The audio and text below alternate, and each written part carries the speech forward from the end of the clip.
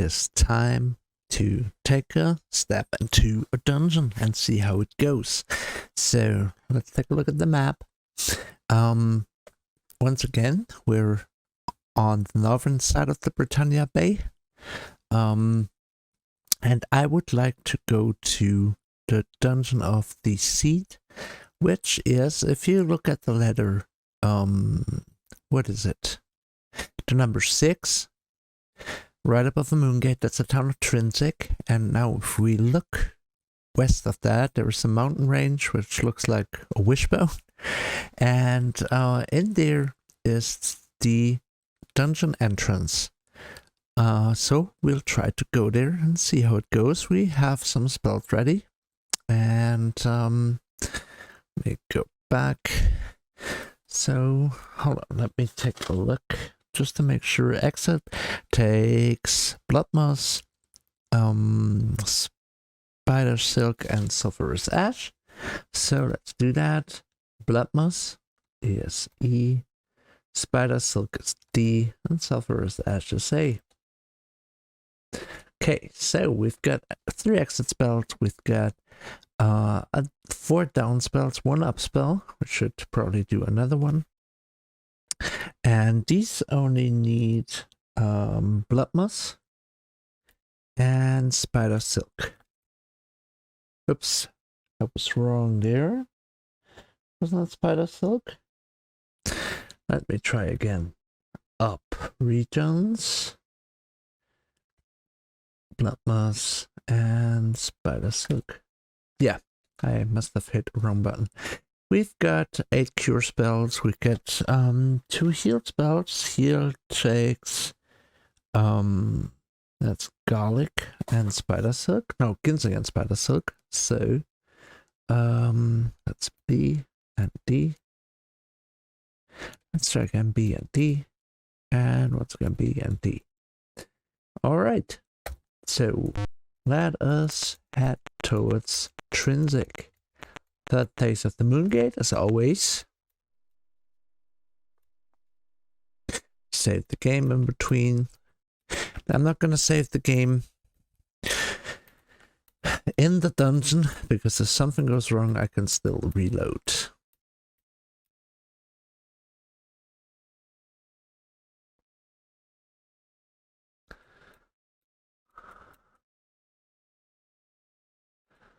Bunch of activity there. But we're not gonna fight the Nixies and the Seahorses, because even though they give experience, they will not give me any money. So, waiting for the Moongate.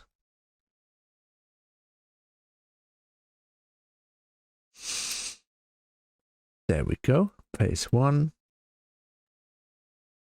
Phase 2.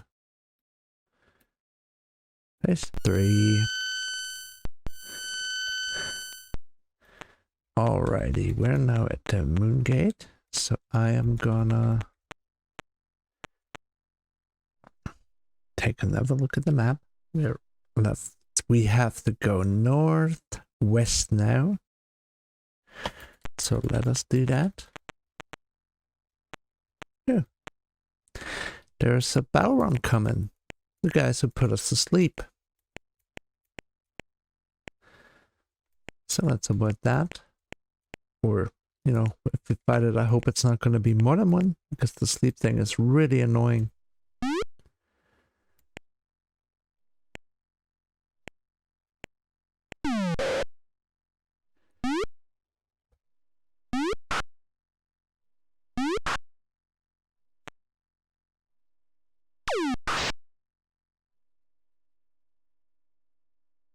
$82 gold.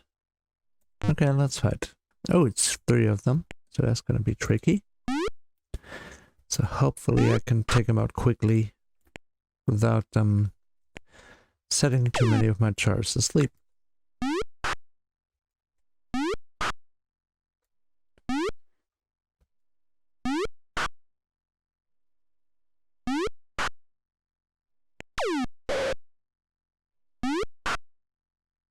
Yay! First one is down.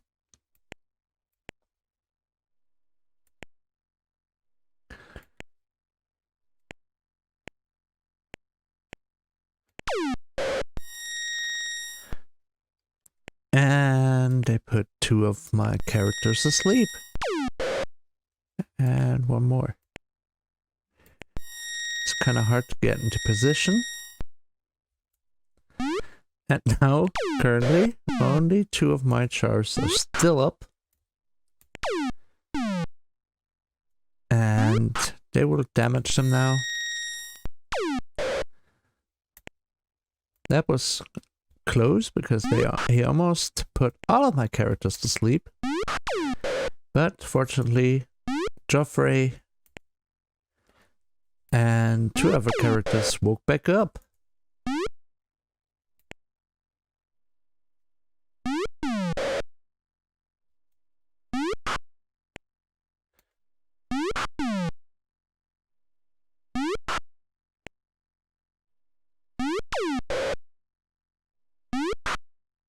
So let's hope he doesn't try that trick again. It's kind of scary, isn't it? We've got that Balron, that kind of demon thing.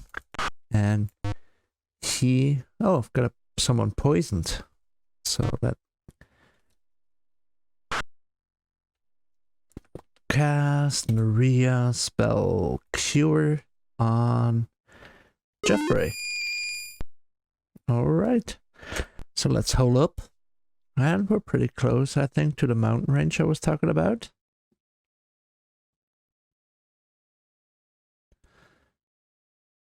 And I'm being attacked.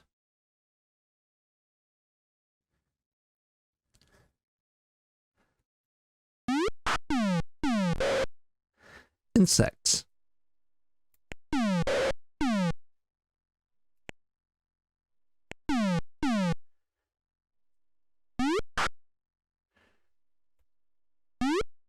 Apparently quite easy to kill, and they give like 4 XP, that's not too bad. Now my other guys are waking up.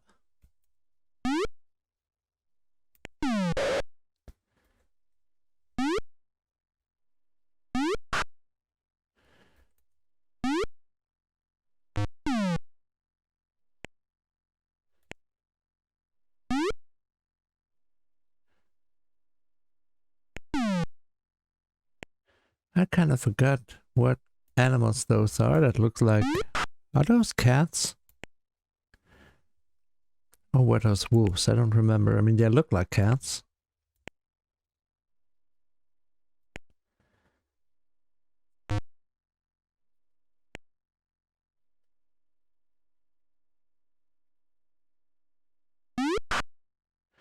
Alrighty.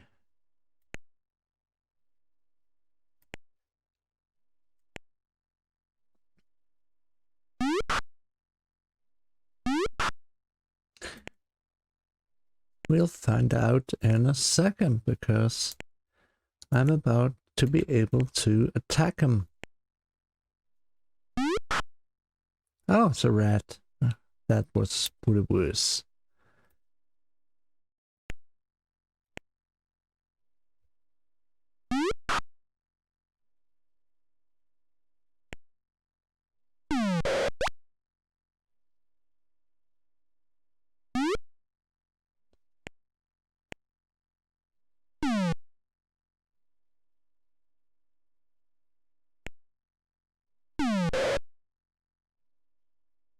That's really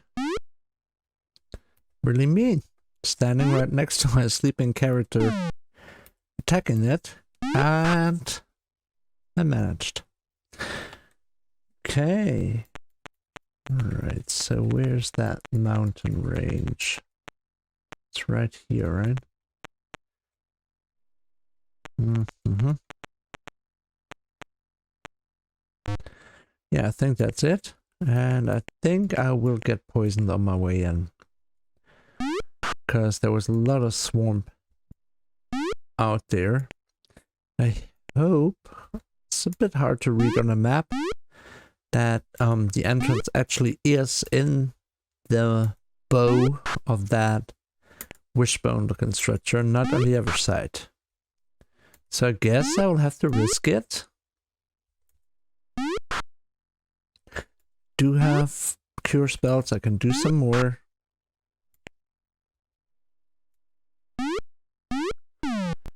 So that should work.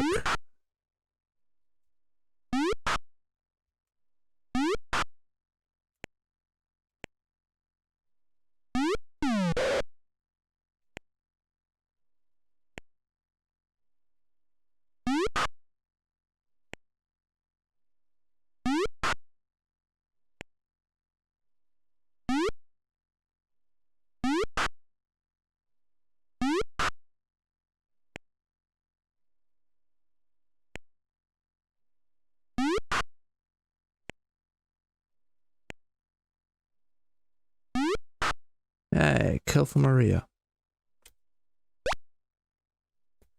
And we've got a pile of atoms and a demon.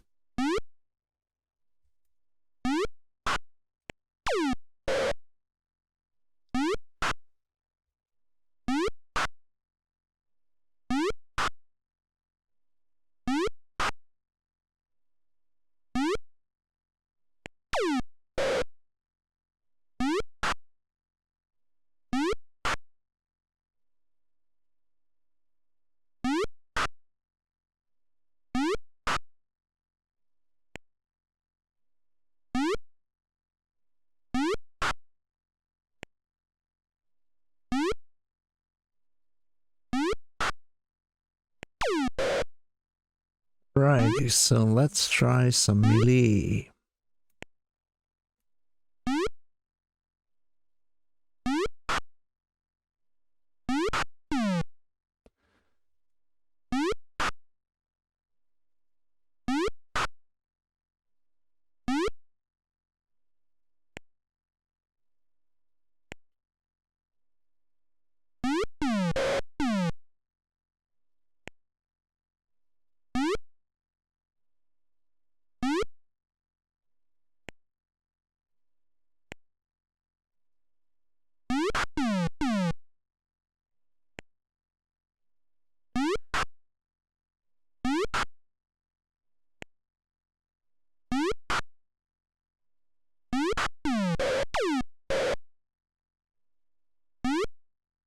It's nice XP actually. 8 XP per atom killed. That's decent.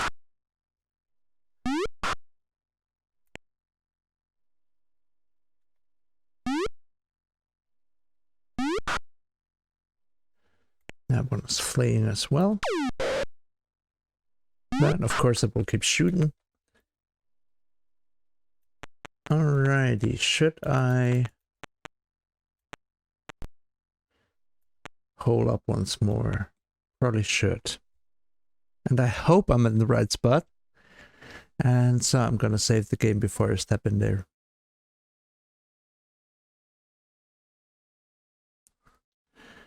Let's see once more. Mix, cure, D and C.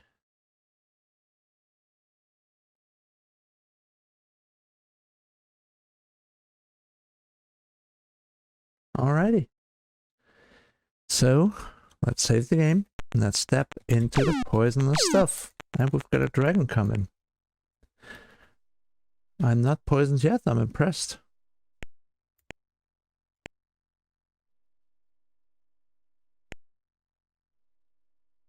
Quite exciting, huh?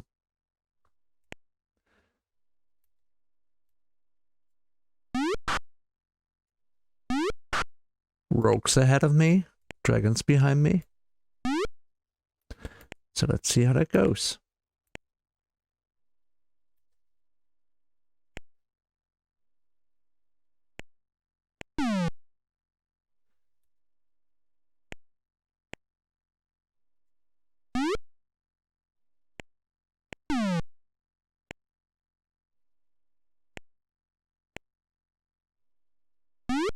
It's a tricky little arena here.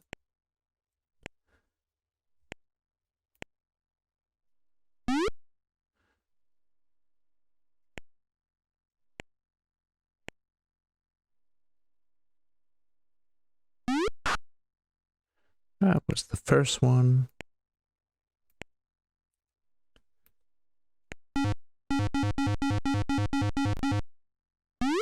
What happened there?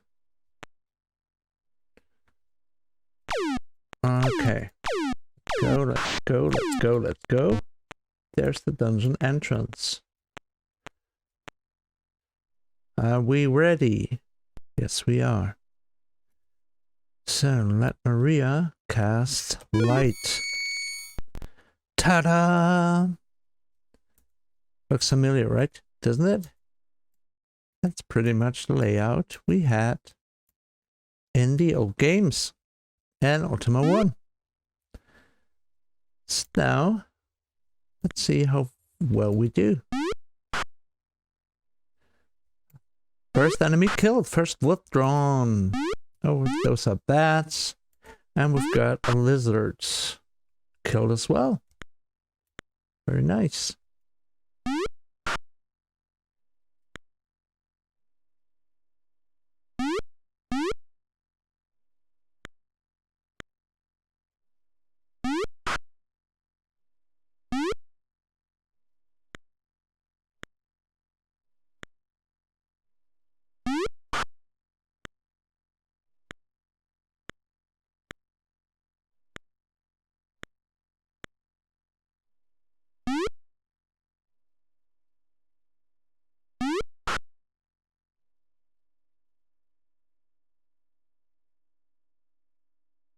Yeah, quite confusing layout. I'm walking straight ahead now. What do we have here?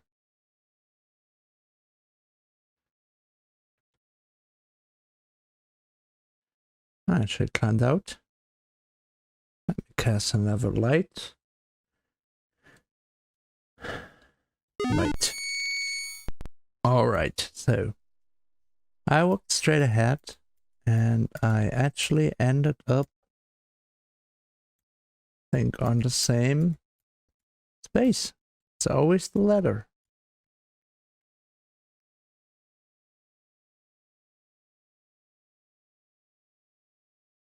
It's really confusing.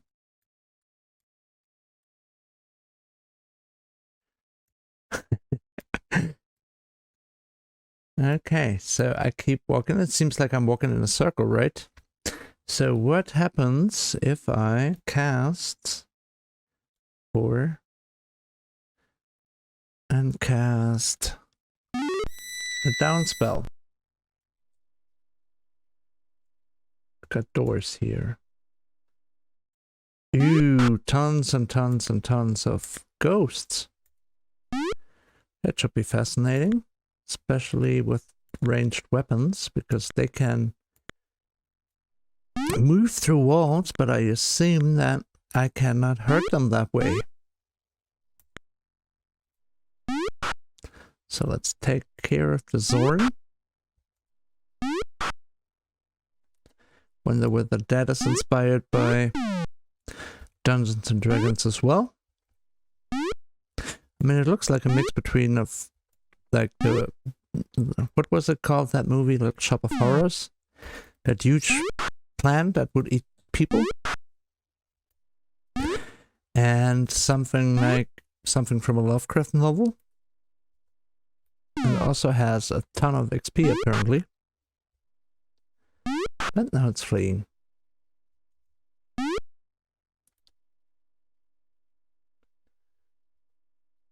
But what now?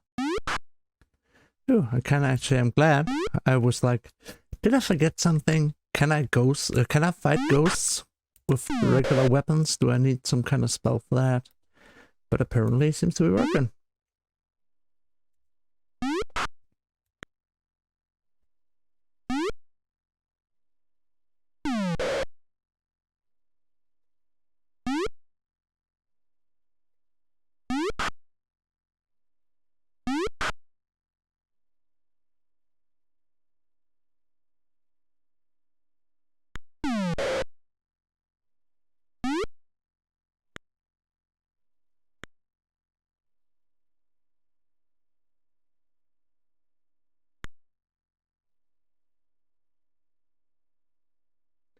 And now I should be a bit more technical about it.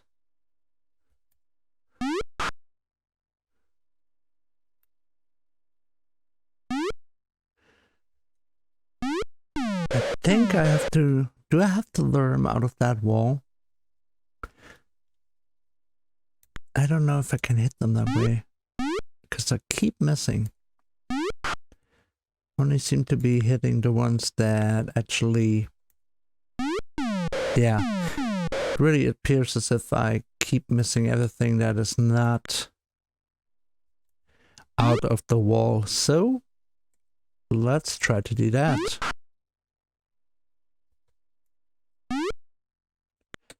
So let Geoffrey move back. That's good. Lured him out of the wall.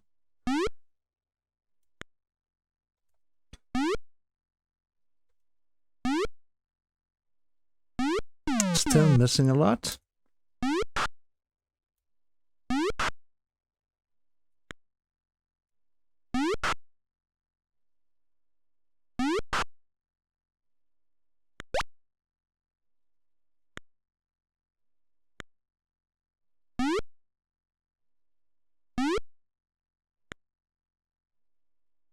It was really strange to see that dungeon layout again with the first person view, because I had all forgotten that that was a factor there here as well. But I'm glad to see that once it gets to combat, it switches back to the top-down view that we have had for a while now. So much I've forgotten, and back then, I mean, it was all... We didn't finish those games like in like one rush or something. I remember that, you know, we would like play a game like this for a while, and then eventually we play something a little different for a while because we couldn't progress further. And you know, so it would take quite some time. I mean, sometimes I felt like we felt like playing something different instead of like getting stuck on a certain game. What's interesting is that I actually, in that book about Blizzard Entertainment that I talked about in the last video, that I recommended, they also talk about, they mentioned a game that I haven't thought of in a long time called Curse of the Asia Bonds, which is a D&D based computer game. What is going on here? Is there a hidden door or something? So I'm trying to walk out of here. No more enemies. Alright, so we have descended into the next level. And here we've got a new enemy kind, a Cyclops. I think we haven't fought those before.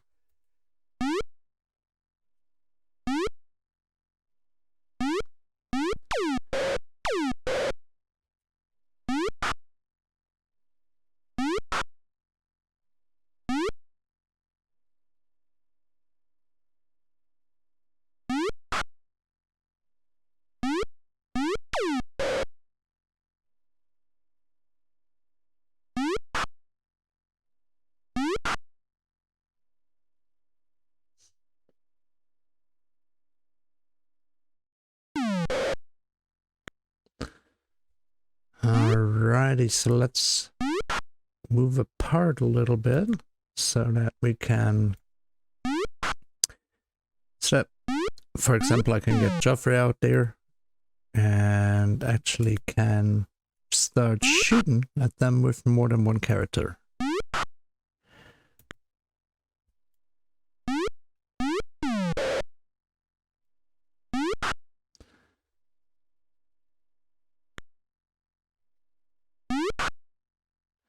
I wish flanking was a factor in here.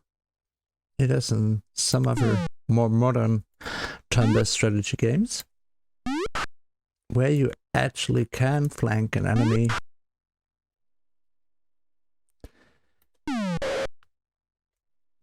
and then do more damage, so they can defend as well. Okay, so where do I go now?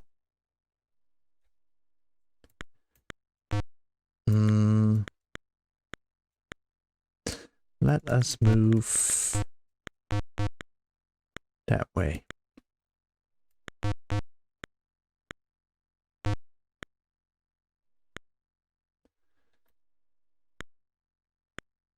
go north.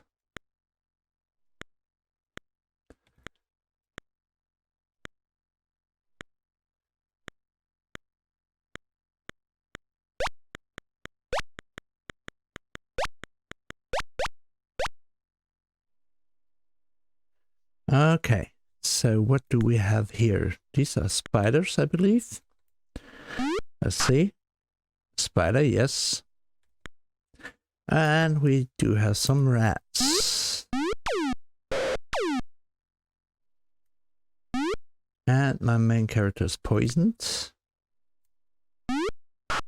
Not gonna cast yet, because who knows how often they will keep poisoning me, so it may be smarter to wait until the end of the combat instead of wasting turns on casting the spell, only to be re-poisoned again.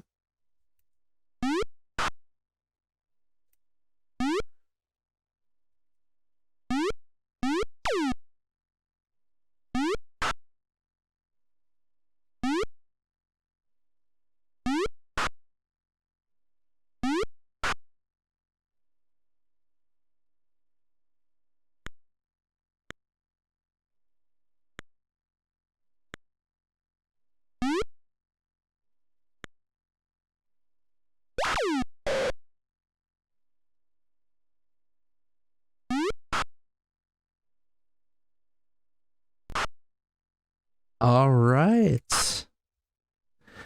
So let's let Maria cast Cure on my main character. And since I only wanted to take a quick peek in here, let us move out.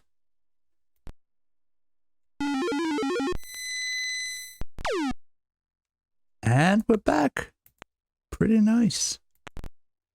Ooh, that's a ton of dragons, but that should also give us a ton of XP.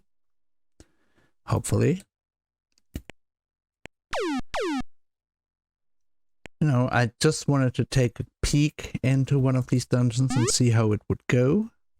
And I think that went pretty well. And so I can do this more often and actually do a more dedicated attempt.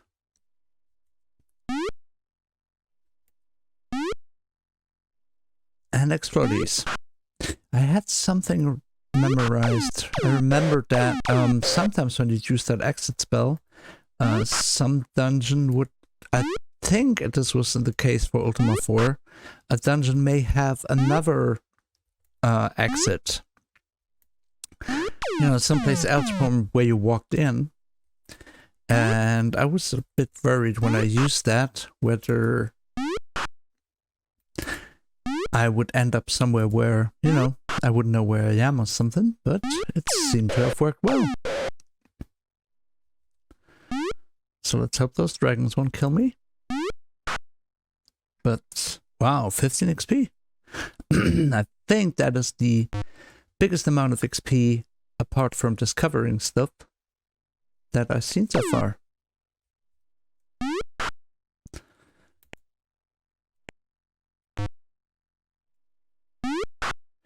So yeah, in those dungeons we need to find stones of different colors, which also are related to the virtues. And so we need to do quite a bit of dungeon delving eventually.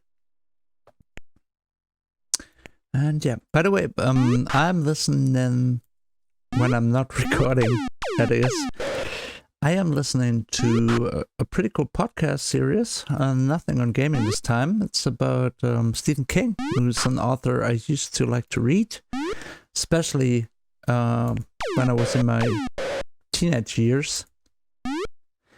And in that podcast, I think it's called the Losers Club, they actually talk about the different books. They go through them one by one. They also talk about Stephen King movies and stuff.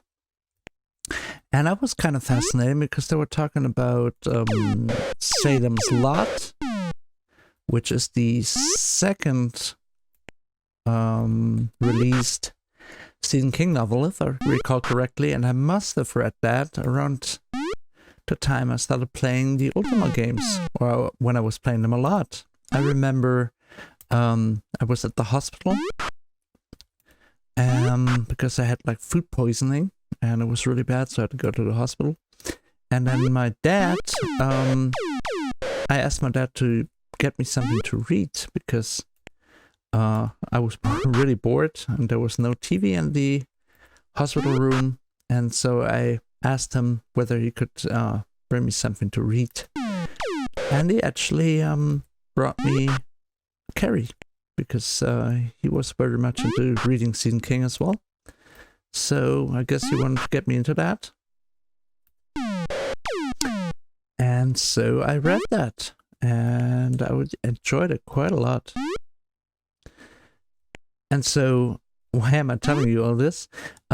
It's kind of fascinating because I told you before, when I play these games like Ultima 1, this one, and it will probably get really strong, that feeling I'm talking about, when it gets to Ultima 6, because that is a game I remember. I have so many memories of playing that game. And doesn't mean that I remember, all the secrets that I had to find or all the things I had to do. I probably have forgotten a lot about it, but I remember that period of playing those games and being like totally, I don't know, enthralled by them. And that was around the time when I was reading those Stephen King books. And so it's like I'm on a nostalgia trip right away. I didn't mean to trigger that. But hearing a podcast about those novels that I read when I was like that age, around the time when I was playing these games, it's like a big rush of nostalgia going on there. So yeah. So tricky little tile set here that I have, where I have to do this combat.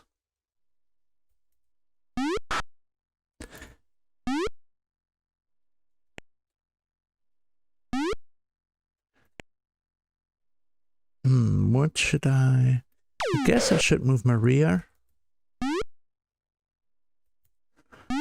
I could also start to move these characters over there, because this dragon should soon be that. And I still need to kill the one up there.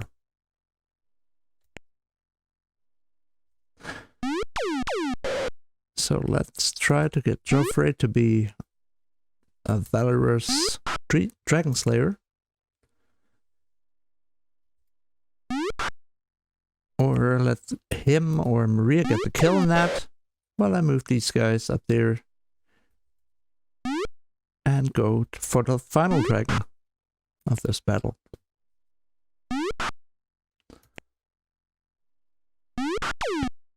So yeah, those were the 80s for me. I mean, I got into Stephen King thanks to my dad. I was very much into Star Wars, which probably is another thing that's adding to the nostalgia I'm feeling right now, because the new Star Wars game came out on, was it Friday? It was Friday, right? Jedi Survivor, and I'm playing that. I did record a few videos already, which I put on my channel, and it has a little bit of that vibe. I mean, I remember, once again, my dad getting the first Star Wars movie from the video rental store. And I remember that afternoon because, I hadn't heard about Star Wars. I was like, I don't know, 5, 6 or something, 7? I really don't recall. But he said, this is a really good movie. I think you'll enjoy it. And I did. And that movie did so much for me, because I was so fascinated by the whole concept of Jedis, which I think most of us were. And so in my head, I was like, I spent that summer after watching that movie with my dad as a Jedi. I mean, I was so into that whole franchise. And I was imagining being a Jedi and everything. I mean, cut me some slack, I was 6 or 7. So yeah, that was another big influence. And so right now, I'm listening to that podcast. That's a trap. Listening to a podcast, having all these memories of reading those Stephen King novels, and playing Ultima IV, one of the Ultima games that I played back then. And on top of that, I'm playing the new Star Wars game. Will I escape? Will I make it? Now, well, they will attack me now because here's the moon gate. And so let's fight while we wait for the moon gate to open. Ooh, that's a bunch of demons and a bunch of Balrogs.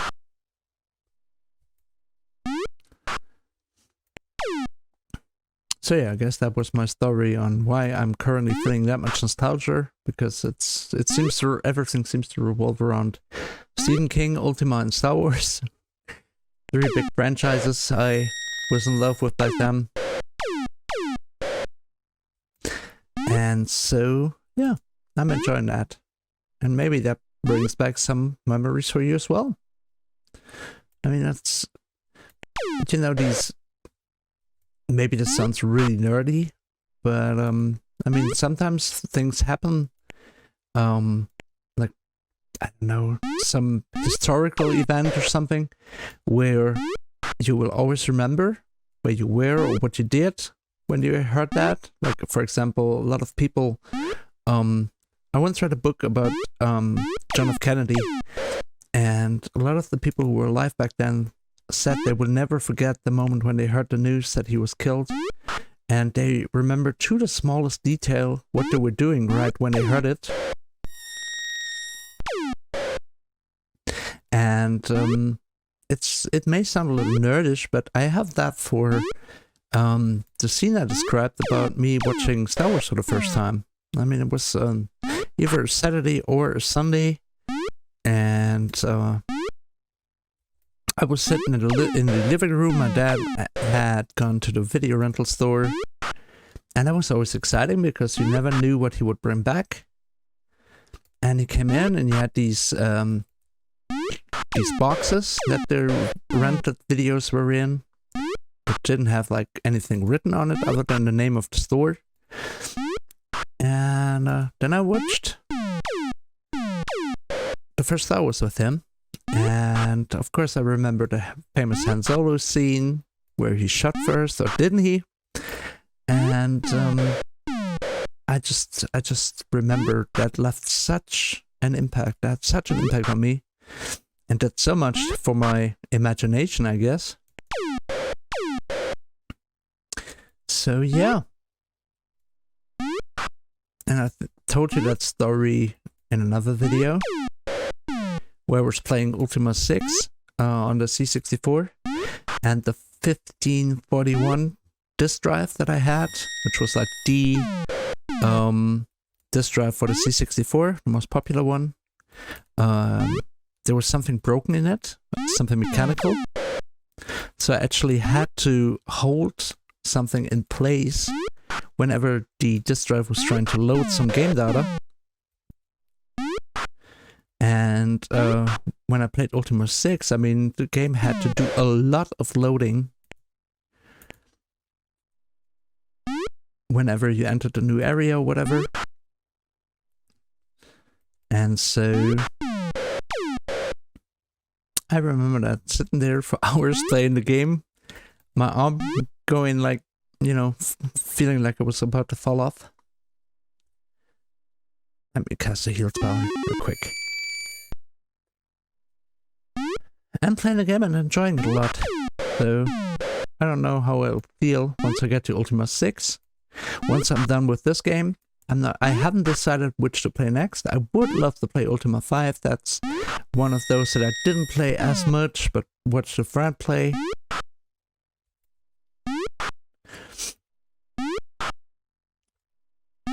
Man, that Balron has got a ton of XP. And I only have 3 more guys up. So, but he's dead now. And the demon keeps attacking Joffrey, who's asleep, which is pretty cruel.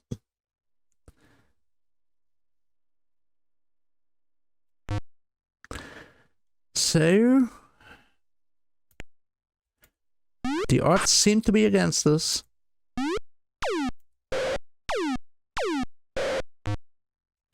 But we'll make it. My character soon should wake up. I haven't mixed any of the... There's an awaken spell, which I could use right now, to wake up my characters that are asleep. But I hadn't mixed any of those spells, and they should wake up anyway in a little while. A few more turns. And against these enemies, I think I'm okay.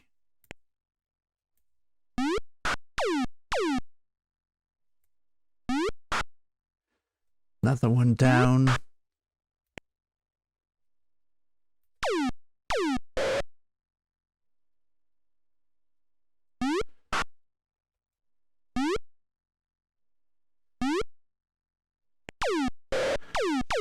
love that design on those demons. No, if you can tell, they're supposed to have hooves. And I find it kind of weird that there was this whole controversy going on about Ultima 3, because the artist that Richard Garriott asked to write, to draw the cover, I don't know if he told the artist what Exodus looks like. You know, the antagonist that gave the game its name, the son of Mundane and Minax, which you were supposed to kill.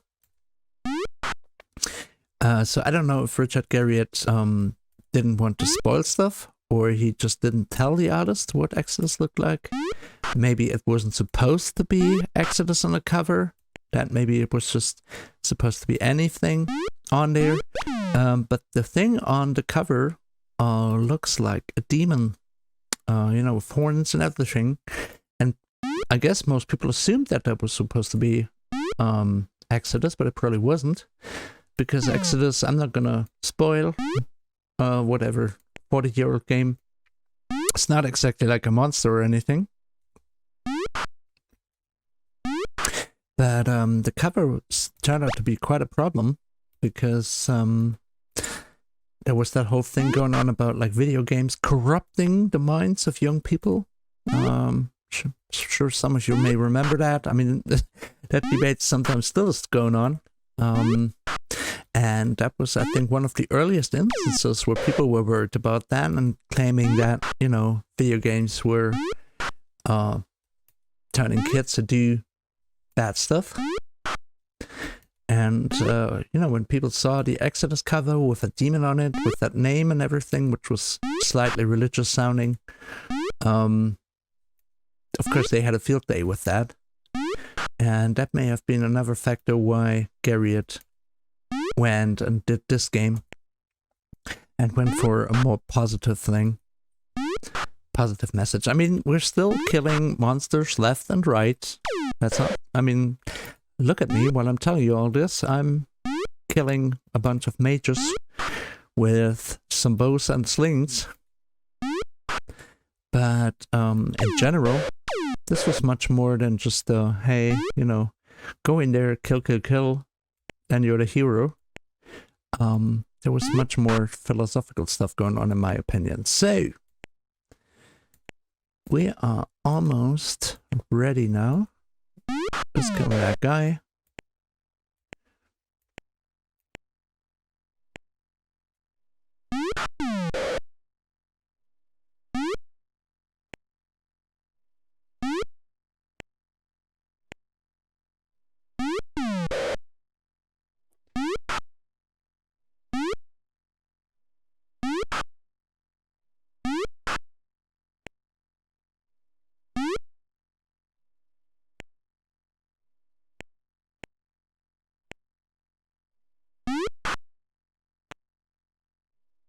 Alrighty, so let's open this chest.